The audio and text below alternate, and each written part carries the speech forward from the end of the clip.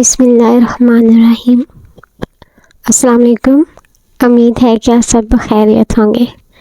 ایمان، امید اور محبت، ہم اپنی کہانی کا سلسلہ وہیں سے جوڑتے ہیں جہاں سے ٹوٹا تھا۔ 3 دن کے بعد سادگی سے ایمان علی کے ساتھ اس کا نکاح ہو گیا۔ یہ امید کی ضد تھی کہ شادی کی کوئی رسم ادا نہ کی جائے۔ اس کے گھر والوں کے اصرار کے باوجود وہ اپنی ضد پر قائم رہی۔ نکاح نامہ پر دستخط کرنے کے بعد بھی بہت دیر تک اس کا ہاتھ کانپتا رہا تھا۔ ہاں، ساری بات تقدیر ہی کی تو ہوتی ہے، اور تقدیر وہ چیز ہے جو ہماری آنکھوں میں ریت بھر دیتی ہے۔ 9 سال جب بھی میں نے اس کاغذ کا سوچا تھا، میری سماعتوں میں صرف جہاں زیب کا نام ہی گونجتا رہا تھا۔ پچھلے 5 سال میں نے یہی سوچا تھا کہ میں زندگی میں کبھی کسی شخص سے شادی نہیں کروں گی۔ میری زندگی میں جہاں زیب نہیں تو کوئی دوسرا بھی نہیں آئے گا۔ اور اب یہاں اس کاغذ پر دستخط کرتے ہوئے میرا کوئی فیصلہ، کوئی خواہش رکاوٹ نہیں بنی۔ آپ نے ٹھیک کہا تھا ڈاکٹر خورشید، میں ایمان علی کے مقدر میں لکھ دی گئی تھی۔ میرے لیے ممکن ہی نہیں تھا کہ میری کوئی تدبیر میری تقدیر کو بدل دیتی۔ مجھے یقین نہیں آ رہا کہ تم میرے گھر میں یہاں میرے کمرے میں ہو۔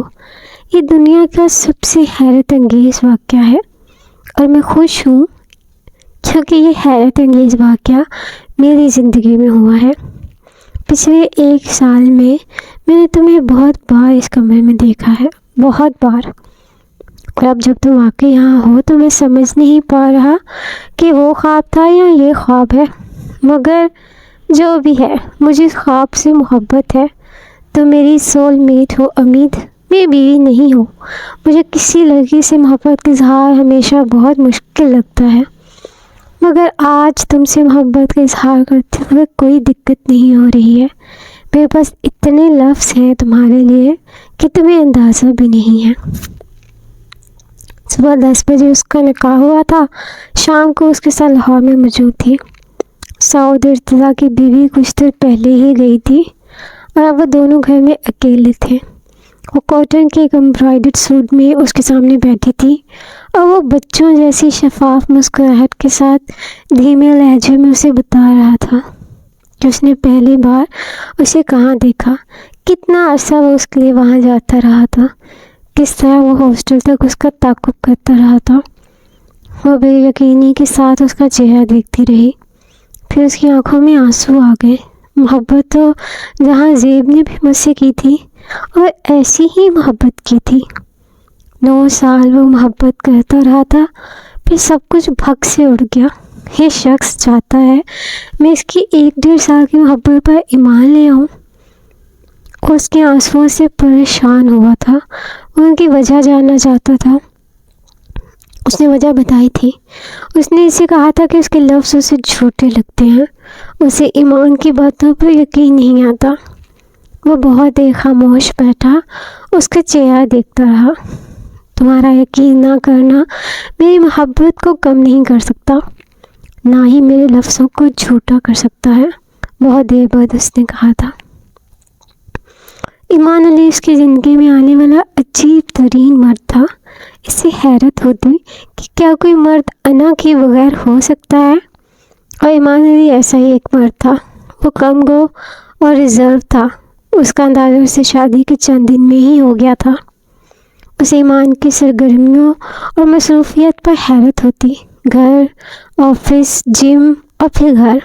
شادی کے چوتھے دن اس نے اپنی مصروفیات بتائی تھی تو امید نے مسکرا کر کہا تھا، تم خاصے مطمئن اور خوش تھے اپنی زندگی سے، یہ شادی کہاں سے آ گئی؟ اچھا نہیں تھا کہ تم یوں ہی رہتے، آزاد؟ ہاں، اچھا ہوتا اگر میں نے تمہیں دیکھا نہ ہوتا، تب شاید میرا اطمینان ہمیشہ ایسے ہی برقرار رہتا۔ اس نے بڑی سادگی سے جواب دیا تھا۔ وہ خاموشی سے اس کا چہرہ دیکھنے لگی۔ وہ کھانا کھا رہا تھا۔ اگر میں تمہاری زندگی سے نکل جاؤں تو تمہیں کیا فرق پڑے گا ایمان؟ وہ کھانا کھاتے کھاتے رک گیا۔ میرے پاس ایسے کسی سوال کا جواب نہیں ہے جو ممکن نہ ہو۔ دنیا میں سب کچھ ممکن ہوتا ہوگا، مگر یہ نہیں۔ اسے اپنی بات پر زور دے کر کہا، تم مجھے چھوڑ کر اس وقت جاؤ گی جب میں تمہیں کوئی تکلیف دوں گا، کیونکہ میں تمہیں کوئی تکلیف نہیں دوں گا، اس لیے تمہارے چھوڑ کر جانے کا سوال ہی پیدا نہیں ہوتا۔ اسے بے اختیار کوئی اور یاد آیا۔ وہ ڈائننگ ٹیبل سے اٹھ گئی۔ وہ اس کے ساتھ خوش نہیں تھی تو نہ خوش بھی نہیں تھی، مگر ایمان علی کے وجود نے جہاں زیب بادل کے الوژن کو ختم نہیں کیا تھا۔ ایمان علی ہر لحاظ سے جہاں زیب سے بہتر تھا، مگر وہ جہاں زیب نہیں تھا۔ وہ امید سے محبت کا اظہار کرتا اور اسے جہاں زیب یاد آنے لگتا۔ اس کے لہجے کی نرمی، اس کی مسکراہٹ، اس کی ہر بات اسے جہاں زیب کی یاد دلاتی تھی۔ وہ سوچتی اگر میں ایمان علی کے ساتھ نہیں جہاں زیب کے ساتھ ہوتی تو کیا ہوتا؟ کیا زندگی یکدم خوبصورت اور دنیا مکمل نہ ہو جاتی؟ ایمان علی کی محبت اور خلوص جہاں زیب کا متبادل نہیں ہو سکتا۔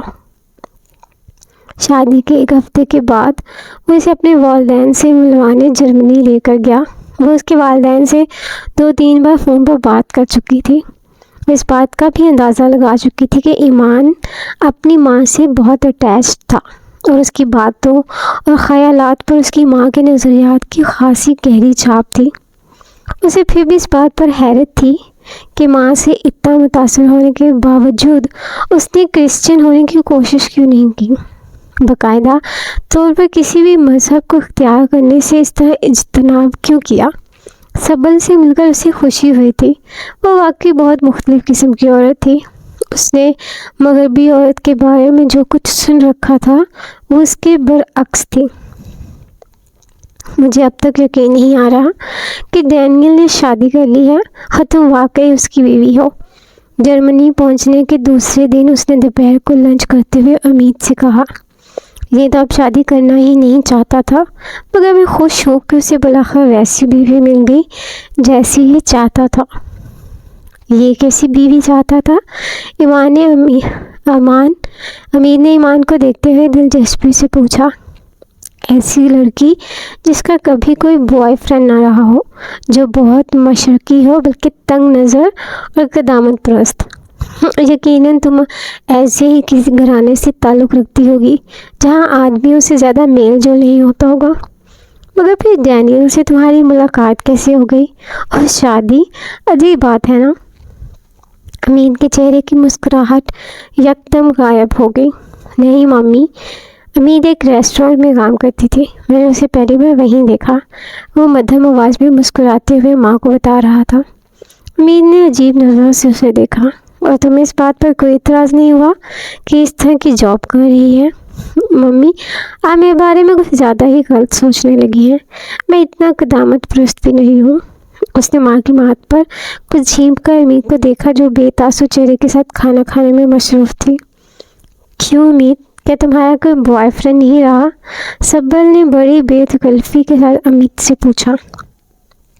امید کے چہرے کا رنگ بدل گیا۔ ممی پلیز، ایمان نے برگفتاری سے احتجاج کیا۔ ارے اس میں ایسی کیا بات ہے؟ سبل نے کچھ حیرانی سے کہا۔ نہیں، آپ اس بات کو چھوڑیں، آپ یہ بتائیں کہ یہ مچھلی آپ نے کیسے بنائی ہے؟ مجھے پہلے تو کبھی آپ نے اس طرح کی ڈش نہیں کھلائی۔ وہ بڑی مہارت سے موضوع بدل گیا۔ تم جانتے تھے کہ میری منگنی ہوئی تھی، یہ بھی جانتے ہو کہ میں آج تک جہاں زیب کو بلانے میں کامیاب نہیں ہوئی، پھر بھی مجھ سے شادی؟ تمہاری ممی کہہ رہی تھی کہ تم ایسی لڑکی چاہتے تھے جس کا کوئی بوائے فرینڈ نہ ہو، پھر تمہیں اس بات پر اعتراض کیوں نہیں ہوا کہ میرا ایک منگیتر تھا جسے میں بہت محبت کرتی تھی؟ اس وقت امید نے سونے سے پہلے ایمان سے بات کرتے ہوئے اسے جتایا تھا۔ وہ تمہارا بوائے فرینڈ نہیں تھا، اس نے جیسے بحث شروع کرنے سے گریز کیا۔ میرے لیے وہ کسی بوائے فرینڈ سے بڑھ کر تھا، اس نے بڑی بے خوفی سے اس کی آنکھوں میں آنکھیں ڈالتے ہوئے کہا۔ ایمان کے چہرے کا رنگ بدل گیا۔ کچھ کہے بغیر اس نے آنکھیں بند کرتے ہوئے ٹیبل لیمپ آف کر دیا۔ میں تم سے پوچھ رہی ہوں، تمہیں مجھ پر اعتراض کیوں نہیں ہوا؟ امید نے رٹائی سے اپنی بات دہرائی۔ مجھے نیند آ رہی ہے امید، اپنی آنکھوں کو بازو سے ڈھکتے اس نے بے تاثر لہجے میں جواب دیا۔ وہ کچھ دیر سے دیکھتی رہی، پھر اس نے بھی ٹیبل لیمپ آف کر دیا۔ نائٹ بلب کی مدھم روشنی میں وہ بہت دیر کمرے کی چھت کو گھورتی رہی۔ اس شخص کی خواہش تھی کہ میں اس کی زندگی میں وہ لڑکی آئے جس نے اس سے پہلے کسی سے محبت نہ کی ہو، اور اس کی زندگی میں آئی، امید عالم، جس کی زندگی میں جہاں زیب بادل کے علاوہ اور کچھ ہے ہی نہیں۔ اسے بے اختیار ایمان پر ترس آیا۔ کیا یہ شخص اس طرح کے سلوک کا مستحق ہے جو میں اس کے ساتھ کرتی ہوں؟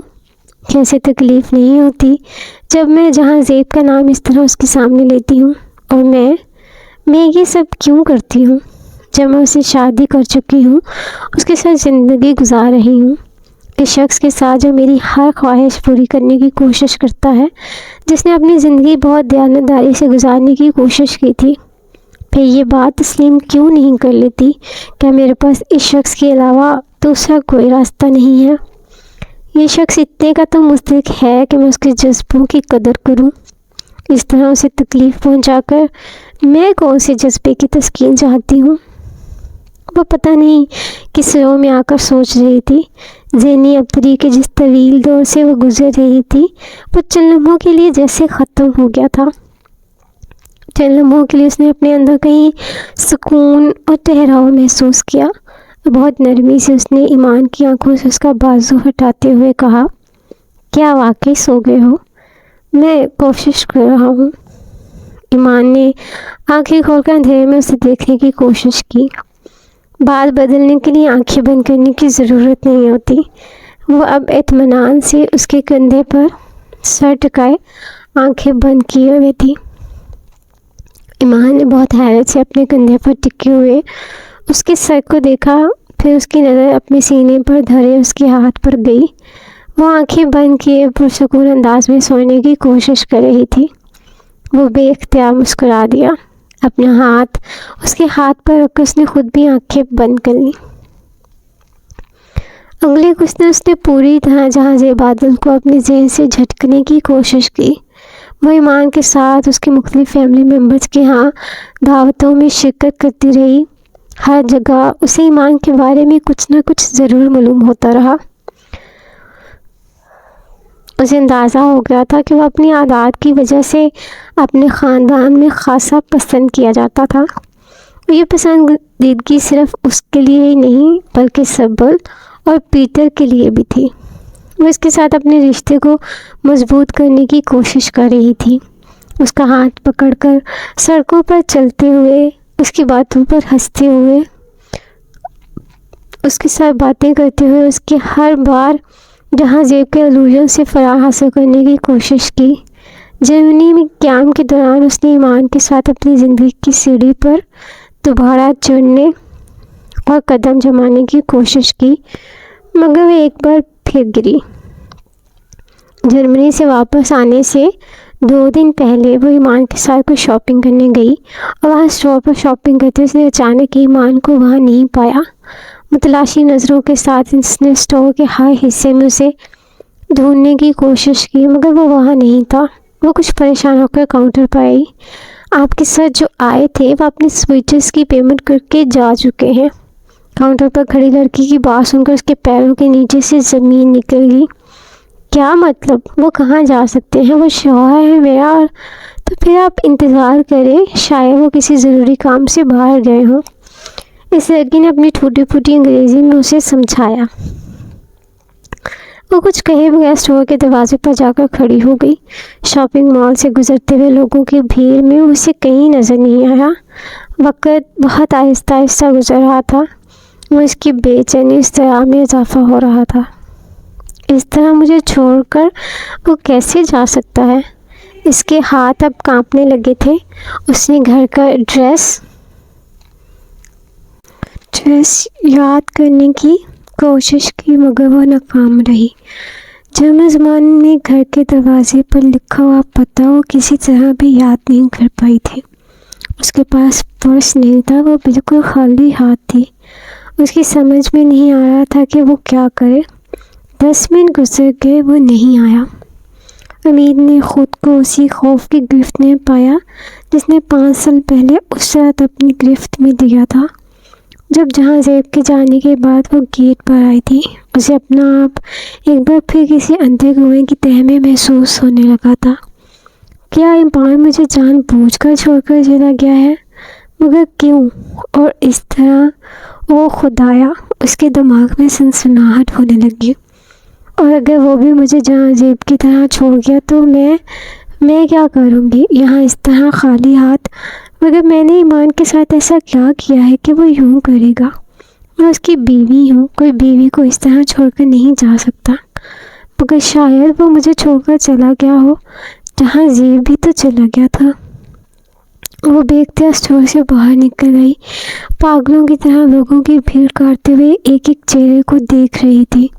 اپنے آگے چلتا ہوا ہر شخص اسے ایمان لگ رہا تھا۔ اسے اندازہ نہیں ہو سکا وہ شاپنگ مال کے کس حصے میں پہنچ چکی تھی۔ وہ صرف یہ جانتی تھی کہ وہ اسے نہیں ملا تھا۔ اس کا ذہن بالکل معاف ہو رہا تھا۔ اپنے پاس سے گزرتی ہوئی ایک عورت کو روک کر اس نے انگلش میں اپنا مسئلہ بتایا تھا۔ اس عورت کے بجائے اس کے ساتھ چلنے والے ایک آدمی نے اسے پبلک ایڈریس سسٹم پر ایمان کو متوجہ کرنے کے لیے کہا۔ وہ انتظامیہ کے آفس کا راستہ نہیں جانتی تھی۔ وہ شخص اور اس کی ساتھی عورت اسے وہاں تک چھوڑ گئے۔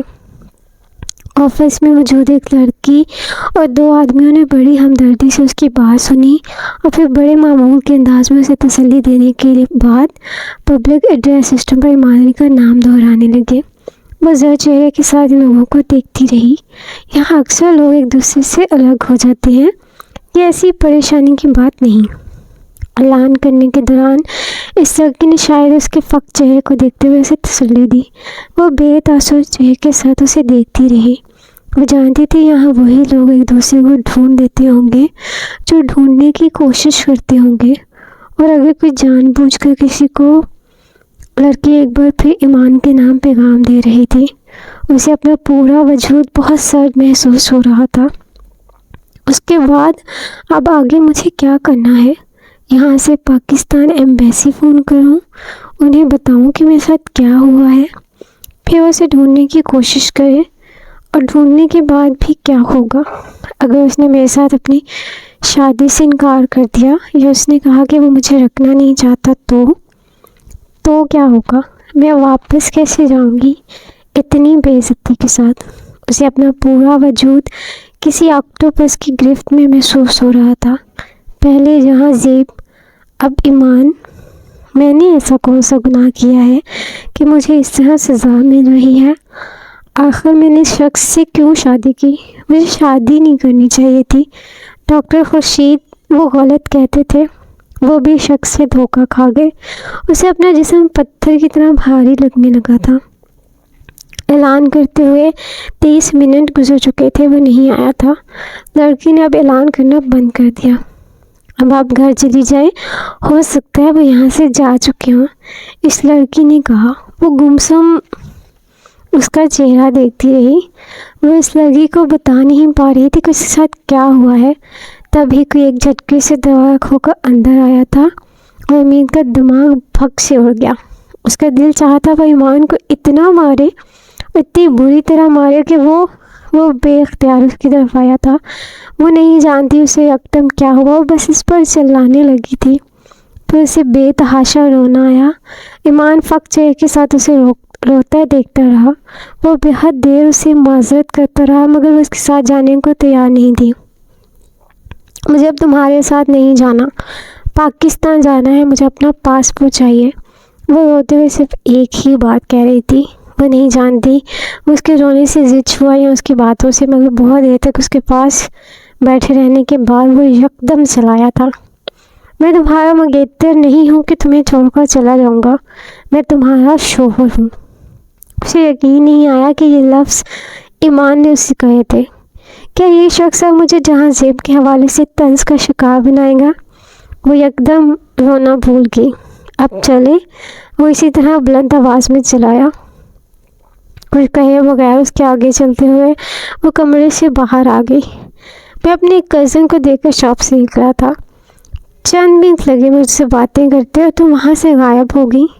میں مانتا ہوں مجھے وہاں سے اس طرح تمہیں بتائے بغیر نہیں جانا چاہیے تھا، مگر تمہیں بھی وہیں رک کر میرا انتظار کرنا چاہیے تھا۔ تمہیں اندازہ نہیں ہے تمہاری وجہ سے میں کتنا پریشان ہوا ہوں۔ اور بچوں کی طرح تم نے چیخ و پکار شروع کر دی، میں تمہیں چھوڑ کر کیوں جاؤں گا؟ وہ بھی اس طرح اس کے ساتھ چلتے ہوئے اب بھی وضاحتیں دے رہا تھا، مگر وہ اس کی کسی بات کو نہیں سن پا رہی تھی۔ اس کے ذہن پر ابھی بھی کچھ دیر پہلے کا جملہ سوار تھا، یہ شخص کون ہوتا ہے مجھے جتانے والا کہ میرا منگیتر مجھے چھوڑ کر چلا گیا؟ آخر اسے یہ بات کہنے کا کیا حق پہنچتا ہے؟ اس کی وضاحتیں صرف وہی نہیں، گھر آ کر بھی جاری رہیں یا شاید اس کی خاموشی اسے پریشان کر رہی تھی، اس لیے وہ ایکسکیوز کرتا رہا تھا، مگر وہ بالکل خاموش ہو رہی۔ اسے سے پہلے کبھی وہ اتنا برا نہیں لگا تھا جتنا اس وقت لگا۔ اس رات بہت دنوں کے بعد ایک بار پھر وہ جہاں زیب کے الوژن کا شکار ہوئی تھی، اسے وہ بے تحاشا یاد آیا۔ ایمان علی کبھی بھی جہاں زیب نہیں بن سکتا۔ رات 3 بجے تک جاگتے رہنے پر اسے بیڈ کے دوسرے کونے میں گہری نیند سوئے ہوئے ایمان علی کو دیکھ کر اپنے گیلے چہرے کو صاف کرتے ہوئے سوچا، الوژنس کا سلسلہ ایک بار پھر شروع ہو گیا تھا۔ جرمنی سے واپس آنے کے بعد وہ 1 ہفتے کے لیے راولپنڈی رہی۔ ایمان اس دوران اسے باقاعدگی سے فون کرتا رہا۔ یہاں آ کر اسے احساس ہوا تھا کہ اس کی زندگی اور مستقبل اب کس حد تک ایمان سے وابستہ ہو چکا تھا۔ وہ کسی طور بھی اس سے الگ نہیں ہو سکتی تھی۔ گھر میں ہر ایک کی زبان پر ایمان کا ذکر تھا۔ امید کی کوئی بات ایمان کے حوالے کے بغیر نہیں کی جاتی تھی۔ اس کی امی، اس کے بھائی، اس کی بہن، اسے ان کی باتیں سن کے احساس ہوتا تھا کہ ایمان اس گھر، اس کی زندگی کے لیے کتنی اہمیت اختیار کر چکا ہے، اور میں کتنی دیر اس طرح ناراض سہ کر زندگی گزار سکتی ہوں۔ اس نے بے بسی سے سوچا۔ 1 ہفتے کے بعد وہ اسے لینے آیا تھا اور وہ خاموشی کے ساتھ بالکل نارمل طریقے سے کسی خفگی کا اظہار کیے بغیر اس کے ساتھ چلی گئی۔ ایمان آفس جوائن کر چکا تھا۔ آفس سے آنے کے بعد وہ باقاعدگی سے رات کو ڈاکٹر خورشید کے پاس جایا کرتا تھا۔ امید کو حیرانگی ہوتی کہ وہ ان کے پاس کس لیے جاتا تھا، اور پھر اس طرح باقاعدگی سے ان دونوں کے تعلقات آہستہ آہستہ پھر اچھے ہو گئے تھے۔ مگر جہاں زیب کا الوژن اب بھی اس کی زندگی سے اوجھل نہیں ہوا تھا۔ جب وہ اس کے حواس پر سوار ہوتا تب اسے دوسرا کوئی نظر نہیں آتا تھا۔ اگلے چند ماہ بعد اس نے اپنی زندگی میں ایک اور نیا موڑ دیکھا تھا۔ میرا بچہ، اس نے ڈاکٹر کی بات سن کر بے یقینی سے کہا تھا، اور پھر گھر آنے تک وہ اسی بے یقینی کا شکار رہی تھی، اور کیفیت اگلے کئی دن رہی، مگر ایمان کا رد عمل بالکل مختلف تھا۔ وہ بہت خوش تھا۔ اس نے جرمنی فون کر کے اپنے والدین کو بھی اس بارے میں بتا دیا تھا۔ غیر محسوس طور پر ان دونوں کے درمیان ہونے والی گفتگو کا موضوع بدل گیا تھا۔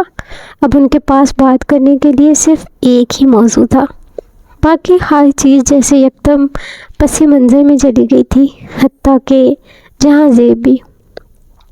5.5 سال بعد پہلی بار اس نے خوشی کو محسوس کیا تھا۔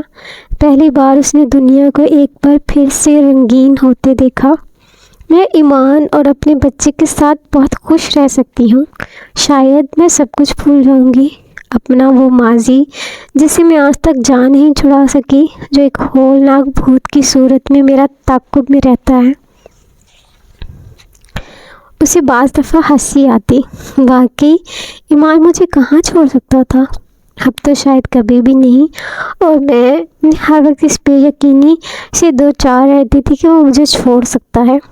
میرے سارے خدشات کتنے بے بنیاد ثابت ہوئے ہیں۔ وہ اپنی ہر پرانی سوچ کو ذہن سے جھٹکنے لگی۔ ہاں، مجھے اب سب کچھ بھلا کر نئے سرے سے زندگی کا آغاز کرنا چاہیے۔ وہ اپنے وہموں کو ہمیشہ کے لیے دفنا دینا چاہیے۔ اسے ہر چیز اچھی لگنے لگی تھی، اپنا گھر، ایمان کے لیے کام کرنا، اس کے آفس چلے جانے کے بعد دن میں 2-3 بار فون پر اس سے بات کرنا، رات کو اس کے ساتھ ڈرائیو پر جاتے ہوئے مستقبل کے بارے میں منصوبے بنانا۔ زندگی جیسے اس کے لیے نئے سرے سے شروع ہوئی تھی، اور وہاں دور دور تک کسی جہاں زیب بادل کا سایہ نہیں تھا، اور شاید یہ اس کی بھول تھی۔ اس رات وہ ایمان کے ساتھ ایک ہوٹل میں کھانا کھانے گئی۔ کھانا کھانے کے بعد واپس آتے ہوئے ہوٹل کی انٹرنس پر اس نے جس شخص کو دیکھا تھا اس کے وجود نے اسے منجمد کر دیا تھا۔ وہ ہر چہرے کو فراموش کر سکتی تھی مگر اس چہرے کو نہیں۔ اسے لگا وہ ایک بار پھر کسی الوژن کے حصار میں ہے۔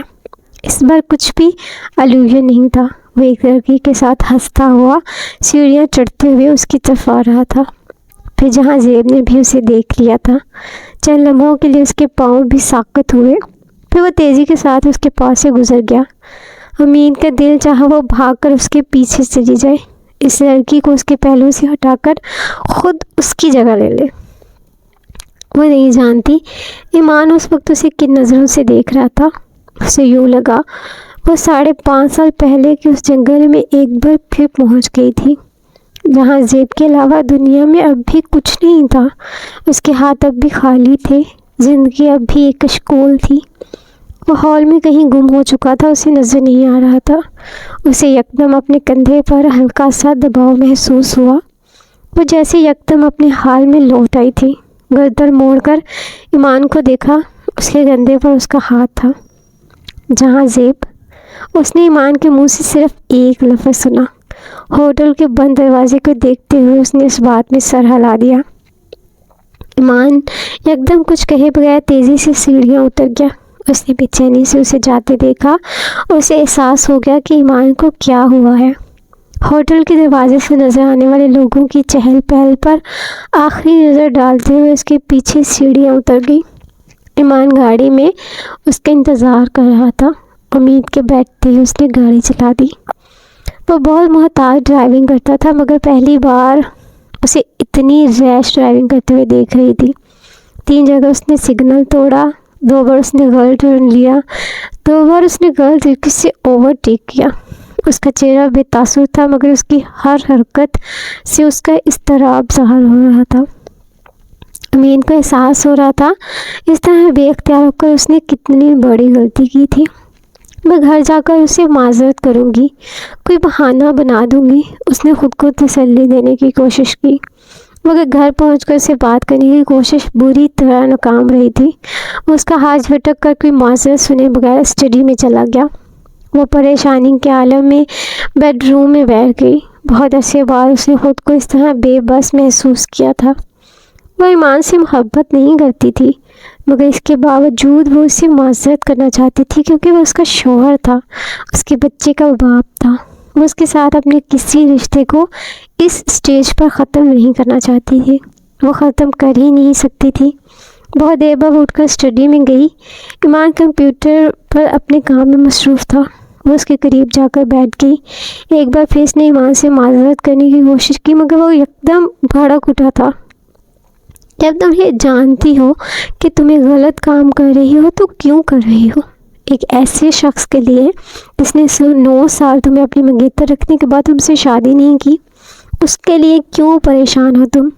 جو شخص تم سے محبت نہیں کرتا اس کے پیچھے کیوں بھاگتی ہو؟ جس شخص نے تمہیں دھوکہ دیا۔ اس نے مشتاق ہو کر ایمان کی بات کاٹی۔ اس نے مجھے کوئی دھوکہ نہیں دیا، میں نے اسے دھوکہ دیا۔ اس نے مجھے نہیں چھوڑا، میں نے اسے چھوڑا۔ وہ اسے حیرانی سے دیکھ رہا تھا۔ وہ اتنے اشتعال میں تھی کہ رکے بغیر وہ اسے سب کچھ بتاتی گئی تھی۔ جہاں زیب سے زیادہ کسی شخص کے احسان نہیں ہے مجھ پر، لیکن اس کی جو قیمت چاہتا تھا وہ میں نہیں دے سکتی تھی۔ میں نے اس سے بہت محبت کی تھی۔ 9 سال بہت لمبا عرصہ ہوتا ہے مگر محبت کے باوجود اس کی بات نہیں مان سکتی تھی۔ میں خوف زدہ ہو گئی تھی۔ میرے باپ نے 16 سال میرے کانوں میں اتنی نصیحتیں ٹھونس دی تھیں کہ میں کچھ اور سننے کے قابل ہی نہیں رہی۔ تم جو آیات سناتے ہو مجھے، میرے لیے کوئی نئی بات نہیں ہے۔ جب تم آزمائش میں پڑو گے تب تمہیں احساس ہوگا کہ موریلٹی کسی تیز دھار خنجر سے کم نہیں ہوتی۔ میں نے خود اپنے ہاتھوں اپنی ہر خوشی کو آگ لگائی ہے۔ اس واقعے کے بعد 4 سال میں نے کیسے گزارے ہیں مجھے یاد نہیں ہے۔ میں نے کیا کھایا، کیا پہنا، کہاں گئی، مجھے کچھ یاد نہیں۔ مجھے صرف اتنا یاد ہے کہ میرے ہر طرف جہاں زیب تھا اس کے علاوہ مجھے کوئی دوسرا چہرہ نظر نہیں آتا تھا۔ اس کی آواز کے علاوہ مجھے کوئی دوسری آواز سنائی نہیں دیتی تھی۔ 4 سال مجھے سمجھ نہیں آئی میں نے کیا کیا، کیوں کیا، ٹھیک کیا یا غلط کیا۔ میں نے اپنا ہر خواب اس شخص کے حوالے سے دیکھا تھا اور پھر وہ میری زندگی سے نکل گیا۔ تم کہتے ہو میں اس کے لیے کیوں پریشان ہوں، کیوں ٹھٹک جاتی ہوں اسے دیکھ کر۔ میرے اختیار میں نہیں ہے کچھ بھی۔ مجھے اس شخص سے کتنی محبت ہے تم اس کا اندازہ نہیں لگا سکتے، مگر پھر بھی میں نے اس کو چھوڑ دیا کیونکہ وہ مجھ سے غلط کام کروانا چاہتا تھا۔ مگر مجھ سے نفرت نہیں ہوئی، مجھے اس سے کبھی بھی نفرت نہیں ہو سکتی۔ وہ روتے ہوئے اسے سب کچھ بتاتی رہی۔ وہ اب اس کے آنسو پوچھ رہا تھا، اسے تسلی دے رہا تھا۔